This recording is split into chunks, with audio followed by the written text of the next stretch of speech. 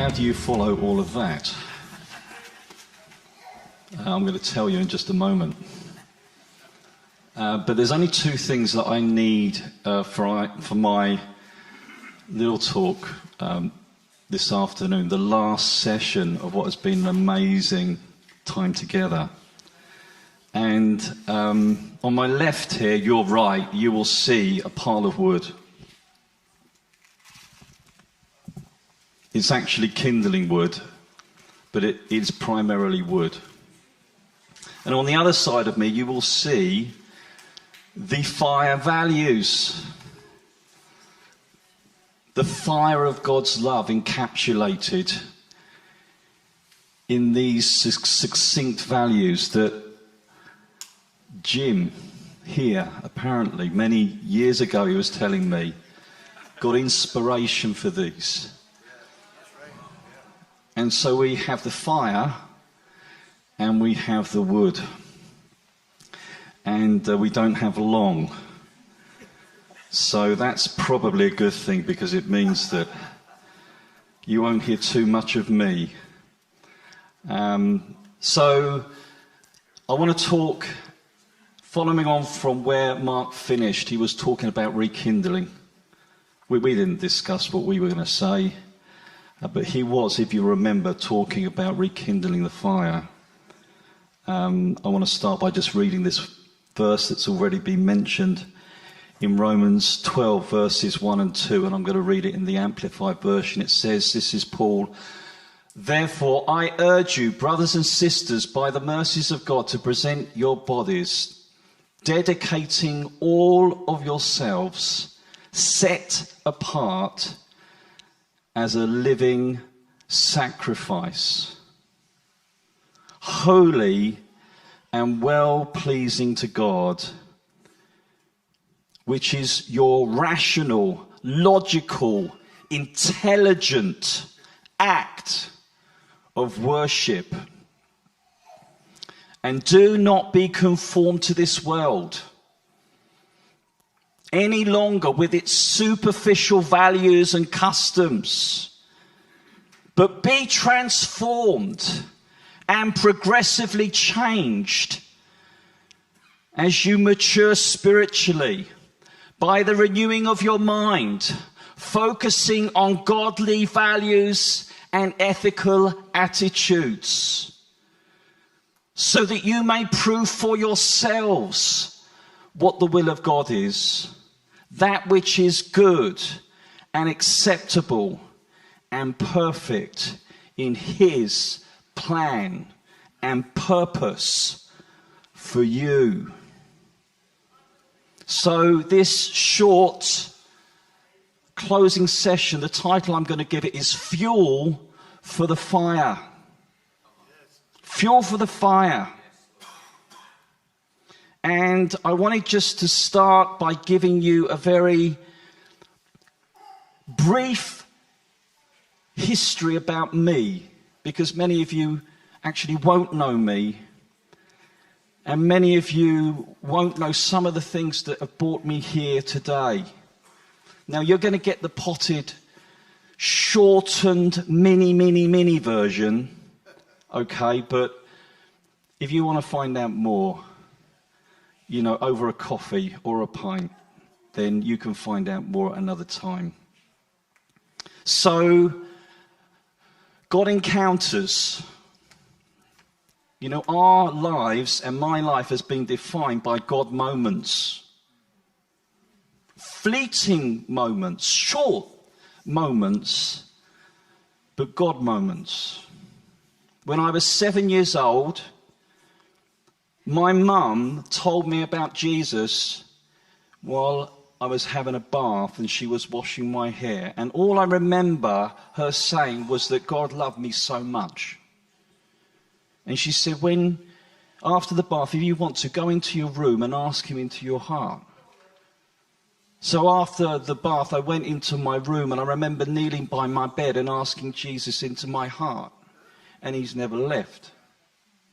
10 years old, we went to something called the Dales Bible Week. We had a tent that leaked a lot. And I was in a cow shed with a load of other 10, 11, 12 years old, a cow shed. And in that cow shed, someone said, if you want to receive the baptism in the Holy Spirit, if you want to speak in tongues, just ask God now. So I did. And all of a sudden, what I can only describe as an electrical current started pulsating through my whole body. And I had never felt as alive in that moment as I had done up to that age. And probably there's only been a few occasions in my life when I have felt that same electric love flowing through me. My parents had been in a local Baptist church, but they had found and encountered the Holy Spirit in the charismatic movement. And so we moved to a little church in Bedmond where a couple called Alan and Eileen Vincent had landed from India and started planting churches from there. And then in 1982, 40 years ago, the church that we are currently in was planted out in Hemel Hempstead, along with a Christian school. And my family moved from where we were in North London to Hemel Hempstead because my father and my mother were part of that leadership team planting that church and that school. And this coming Sunday, we will be celebrating 40 years as a church. And it now so happens that myself and Caroline are leading that church. But when I was in school, I didn't really know what to do. But I did say to God, God, you know, please lead me, please guide me. And I went around, I had lots of different interviews, you know, should I be a trainee supermarket manager or a bank person or a tax person? And I went along to all of these days where they assess you. And it was quite apparent that no one really wanted me. It might have been that at school I was in love with sport, so I was always looking out the window. In my spare time I was in love with music, so I had Michael Jackson playing, Hall & Oates and Wham. And then later on in my teenage years, I fell in love with Caroline. Now that was a very big distraction. And she had a brown Mini. So that really, really was status. Very, very much so.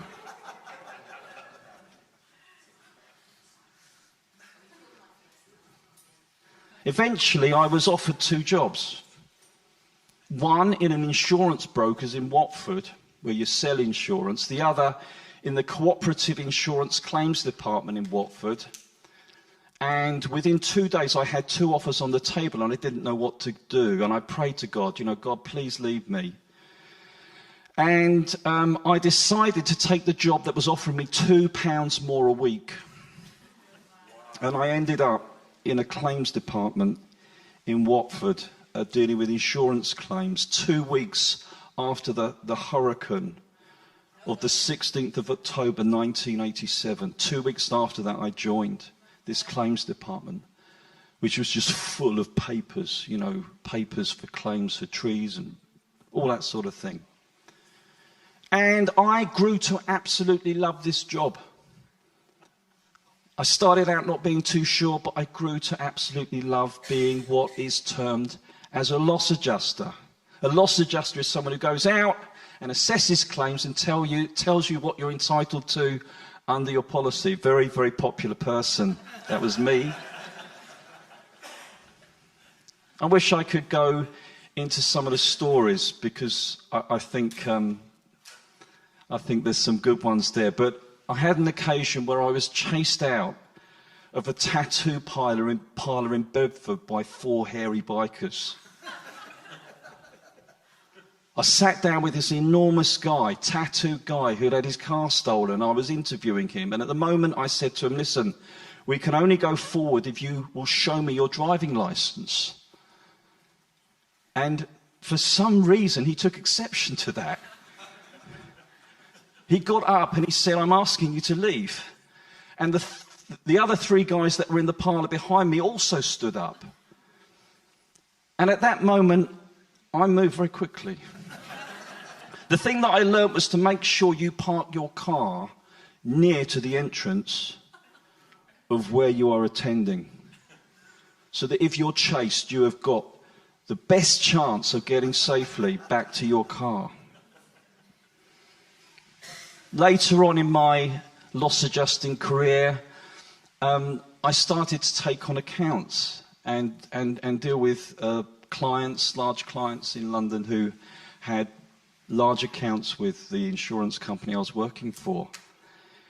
And I got given the accounts of the most scariest woman in insurance in London. She had a reputation which unfortunately I was unaware about when I was put forward to look after this account. And in my first meeting with this lady, we came together in the room, and you know that moment when you think, are we going to shake hands or are we going to do a little bit of a peck on the cheek? Don't know what I was thinking, but I sort of went in there one side and she sort of turned to the same side, and then at that moment when we moved, our lips actually touched.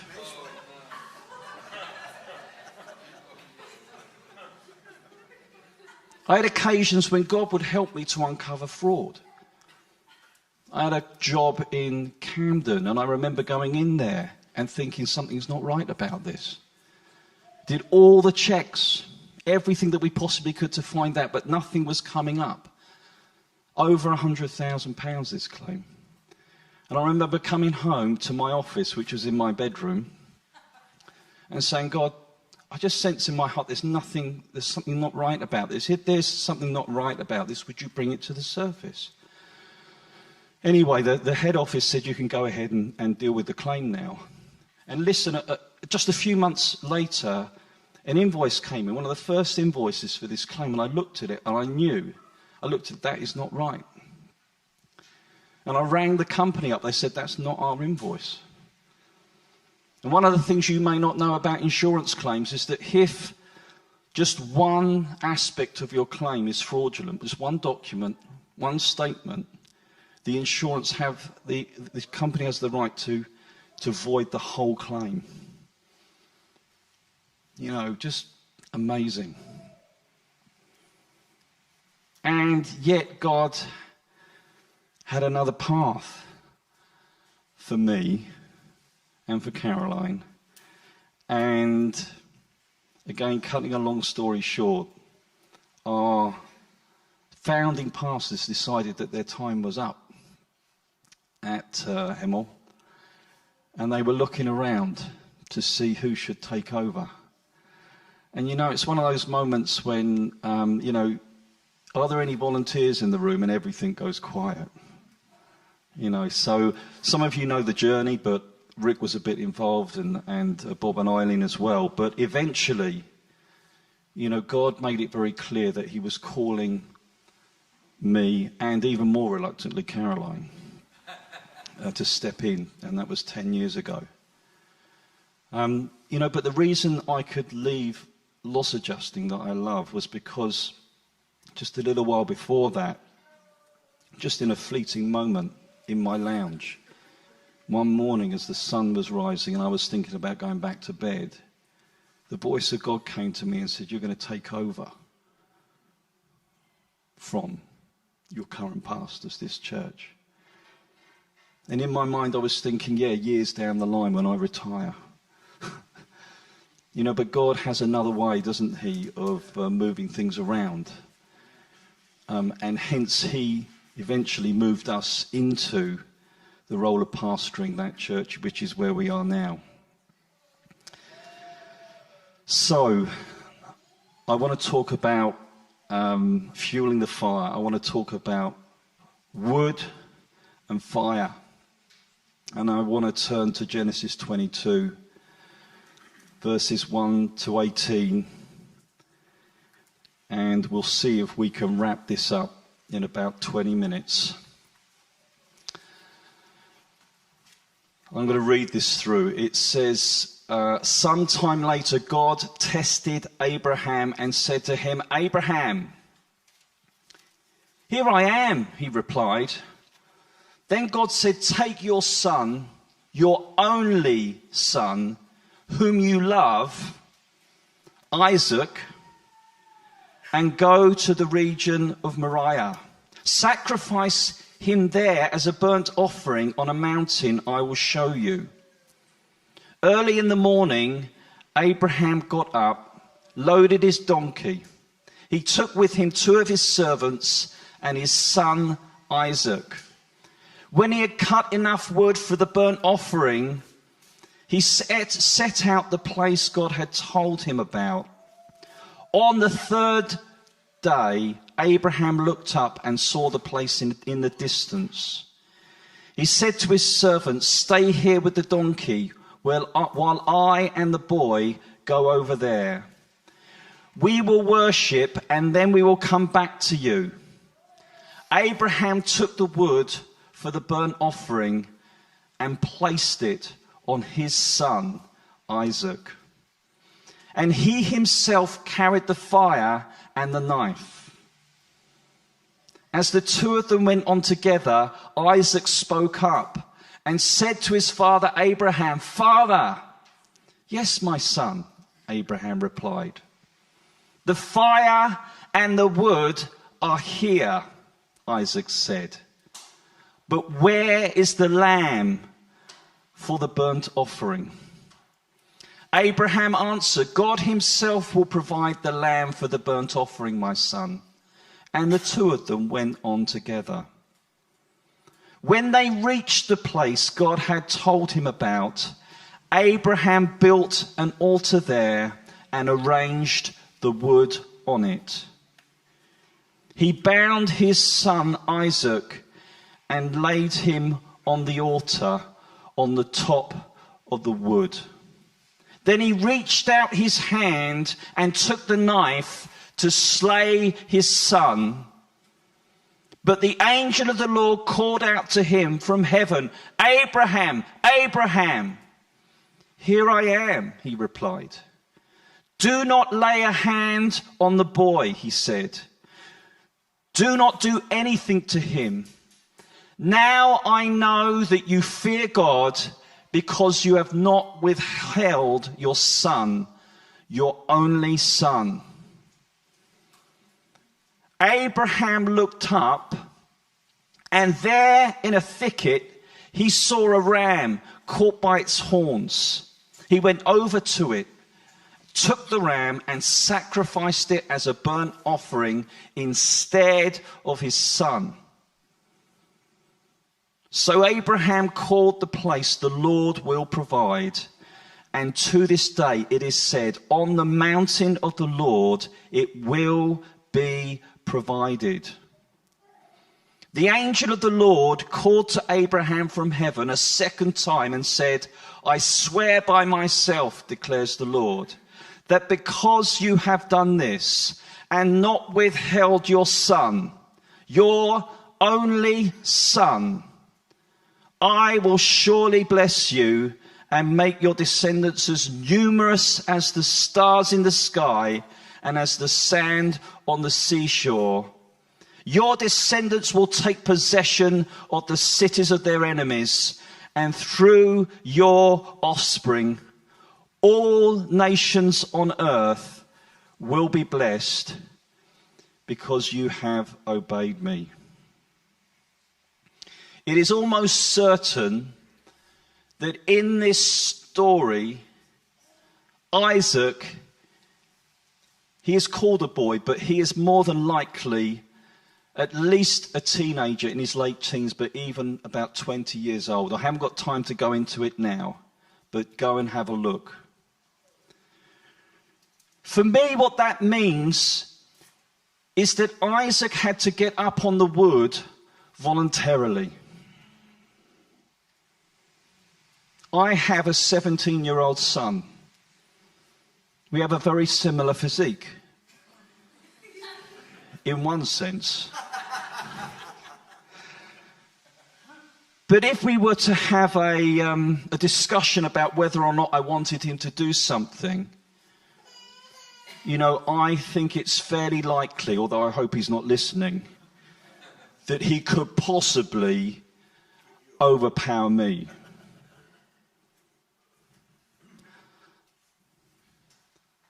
In Hebrews 11, verses 17 to 19, it says that by faith, when God tested Abraham, when God tested him, offered Isaac as a sacrifice. He who had embraced the promises was about to sacrifice his one and only son, even though God had said, it is through Isaac that your offspring will be reckoned. Abraham reasoned that God could even raise the dead, and so in a manner of speaking, he did receive Isaac back from death. So what persuaded Isaac to get up on the wood?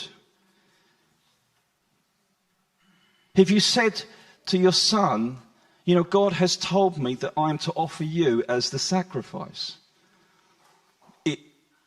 what would your immediate reaction be? It would be to run away.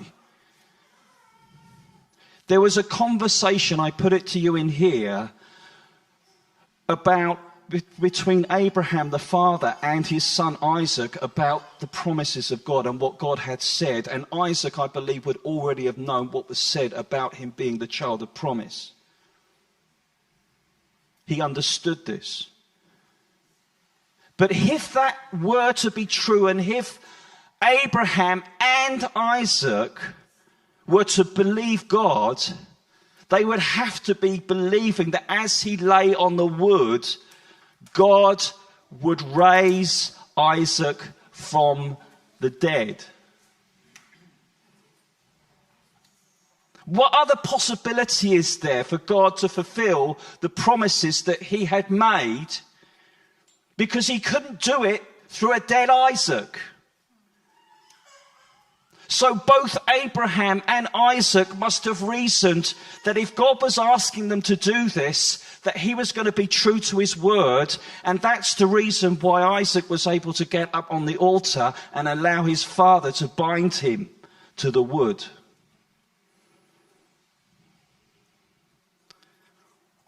Fast forward to Jesus. Fast forward to a garden. Fast forward to a conversation between a father and his son about laying down on the wood.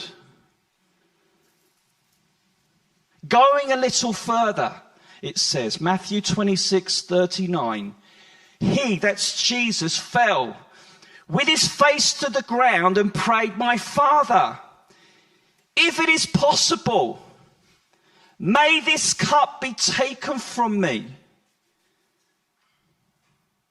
Yet not as I will, but as you will.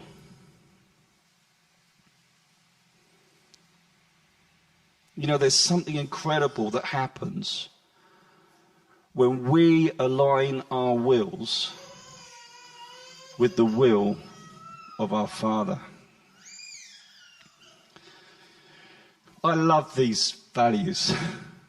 You know, ever since, Jim, the first time I saw these values, something resonated in my heart. And still today, I don't know about you, but still today, something resonates in my heart. It encapsulates something that God has done in us. That is way beyond words, actually, but somehow God gives us a vocabulary. He enables us to articulate things. I don't know whether you know this, but I was talking to Rick the other day about insurance contracts. And what you tend to get in an insurance contract is something called a schedule, which outlines the key things that you are covered for.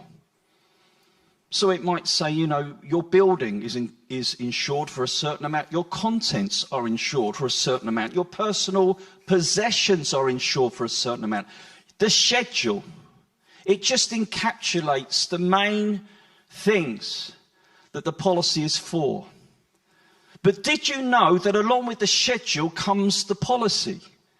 What we call the T's and C's, the terms and conditions. And it's normally page after page after page, and none of you read it. You tick the box that says, yeah, I read that. The thing that brings life and enables the schedule to work is what's in the detail. And those words are pored over by people called underwriters. And they're not just pored over, but the meanings of the words are debated. And then the meanings of the words are put in the policy so that it can be very clear what was meant by those words. And then sometimes, even after that, people can't agree what was meant by those words. So they go to court and they ask a judge to tell them what was meant by those words. I wanted to put it to you that in the T's and C's that are behind these amazing values are two what we call accelerants. Do you know what an accelerant is? When you want to make a fire go faster, you use certain things to assist it, like petrol is a good one, or alcohol. And often when I used to go to scenes of fires, accelerants have been used to make the flames just get that thing going. In here, there are two things which I believe that are accelerants, and Mark was touching on this actually earlier. And the first accelerant, as I would put it, is surrender. It's surrender. Do you know where surrender is? Surrender is the hinge that opens the door to intimacy. Again, I've not got time, but what this says is that the Father loves you more than anything else. You. That his Son was willing to lie down on the wood. That's how much he loved you, to take your place.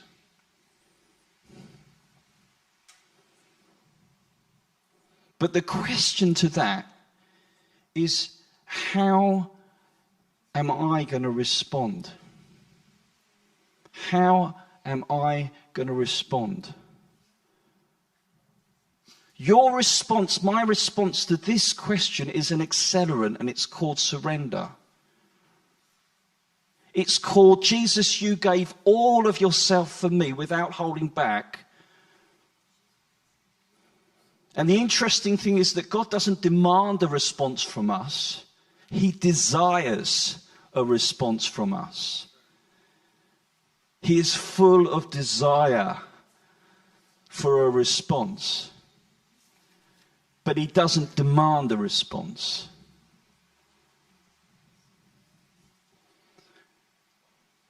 The response that he wants is the response of Isaac. The response that he wants is the response of Isaac to believe in what God has said, to believe that he was the son of promise, to believe that he was God's answer to barrenness, fruitlessness, the dream of his father Abraham, and that he was loved unconditionally by his father. But yet he was willing, in response to that, to be obedient to what God had called him to do. And one of the things I believe that God is asking of me, not just for a moment, but for my whole life, is for my response to him to be a response of surrender and yieldedness, which opens the door to intimacy. The level of my surrendering also then computes into the level of intimacy that I can share. And so this is something that is going on and on and on. Surrender. It's the first accelerant. The second accelerant is here. Restoration of the heart and soul. A simple word for it is walking in forgiveness. This is the second accelerant. And I have to tell you that sometimes my fire, I can't really say that word, but fire, is sometimes low. And sometimes my fire is high. Let's talk about levels of passion for God. We've talked about it in terms of faith. But sometimes I see faith as something that's actually fueled by love. So, coming up to our 10-year anniversary, I would say that having maybe been here with the fire, my fire was feeling like it was a bit down here. And the thing that God really started to speak to me about was going into a deeper level of his love. What that really looked like was learning to walk in a deeper level of forgiveness. You see, sometimes the thing that keeps us from our purpose, from this purpose, is the fact that we're struggling to get beyond this. We're struggling to get beyond this. And sometimes it's okay to go for a year or 2 years or 5 years, but there's stuff that will crop up in life that will mean that there is a possibility of you getting stuck here. And so, this is what Jesus said. He said, you've heard it said, love your neighbour and hate your enemy. But I tell you, love your enemies and pray for those who persecute you. I'm not going to read the rest. But what God was saying to me was this. There is no way, and I said this to God, that I can love people that have hurt me to the extent that I see that you want me to. You know, that's revelation. Really helpful. What that means is that the only way that I can love people in the way that you want me to is by having your love, which is completely different to my love. Self-sacrificing, unconditional, selfless, desire, full of desire. A love that wants someone that has strayed from the straight and narrow path to find their way back. A love that will pursue them, in fact, to the place that they have got lost in, even to the furthest corners of the earth, in the hope that they might turn and come back to the narrow way. And the thing that I realized is that in my brokenness, sometimes I had gone astray, and there's also, if I've seen people around me go astray, the potential for me also to end up in that place. And if I was in that place, if I had got lost, if I'd strayed from that path, what I would want is not for those people to give up on me, to write me off, to slander me, to tell me about all the bad things that I would done. I would hope that they would be there before the Father saying, listen, do you remember that lost sheep?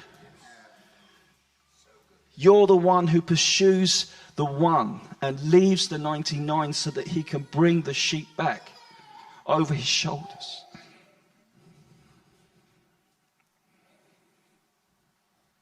You see, it's in our brokenness that the accelerant of God's power is released. We just have to admit that we're broken. and that actually there's nothing we can do about it except what he can do for us. And when the power of our brokenness is fused with his forgiveness and his agape love, there is a power that is released that will make things that are impossible possible, and will also fuel the purpose that he intended for us to have in extending the kingdom. We start to see things in a completely different way. So, there's two things only that I've needed for this talk: the fire and the wood. But there's something else that's needed to activate the sacrifice, to release the fire. And that's you. I can't make you get up on the wood. Paul said that the sacrifice that we should offer to God now is ourselves, living sacrifices. But you can get up on the wood if you choose to. So when I'm in this moment, just finishing now, I had this picture of Jesus. I was feeling like my fire was down and that I was struggling to get here, the purpose, to find this. And I had a picture of Jesus. I'm going to show you what it was.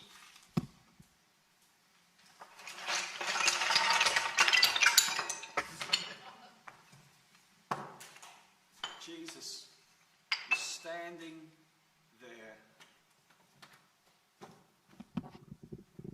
He was standing there with a armsful of kindling wood. And he was saying, I've come with the wood. You know, as I looked on the wood, I actually saw things written on the wood. Broken relationships healed. Disappointment. Betrayal. Lack. Unforgiveness. And it was like he was saying, I've come with every single resource that you need to get through this. But you have to get down on the wood. What a beautiful picture. Thank you.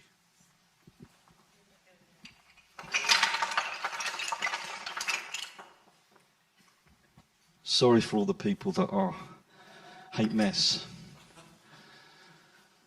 So I want to really encourage you. In fact, I know that Rick just wants to take some time now, but I want to really encourage you to respond yourself to God. Because what he really wants is all of you. He gave all of himself so that he could have all of you. Not just for today, but for the rest of your life, your earthly life, and for eternity. To say, yes, yes, you can have all of me.